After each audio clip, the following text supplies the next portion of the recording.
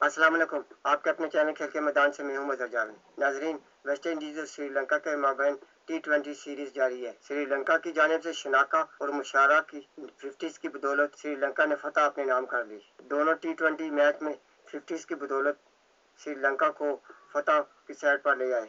श्रीलंका ने मेजबान साइड को 37 रन से शिकस्त देकर फिलहाल एक एक सीरीज बराबर कर दी। 195 रन के हदफ में वेस्ट इंडीज टीम 157 रन पर आउट हो गई। वनिंदु हसरंगा और शमांथा मीरा ने 3-3 विकेटें हासिल की। श्रीलंका ने दूसरे T20 में वेस्ट इंडीज को 37 रन से शिकस्त देकर 3 मैचों की सीरीज फिलहाल एक एक से बराबर कर दी। श्रीलंका ने पहले बैटिंग करते हुए 6 विकेटों के नुकसान पर 194 रन बनाए। वो एक मरहले पर 13वें ओवर में 88 रन पर 4 विकेटें गंवा चुकी थी। इस मौके पर शनाका और कामल मुशारा ने जिम्मेदारी संभाली और सिर्फ 42 गेंदों पर 103 रन की धुआंधार शराकत कायम की। शनाका ने 24 गेंदों पर 58 रन बनाए, जिसमें 5 छक्के और इतने चौके शामिल थे। इन्होंने सिर्फ 19 गेंदों पर निस्फ सेंचुरी मुकम्मल की। इसके साथ इन्होंने अपना ही श्रीलंका की T20 तारीख का 13वीं निस्फ सेंचुरी का रिकॉर्ड बराबर कर दिया। दूसरी जानिब मुशारा ने इब्तदाई में मोहतात अंदाज अपनाया और विकेट गिरने के बावजूद इनिंग्स को संभाले रखा। इन्होंने 40 गेंदों पर नाकाबिले शिकस्त 61 रन बनाए।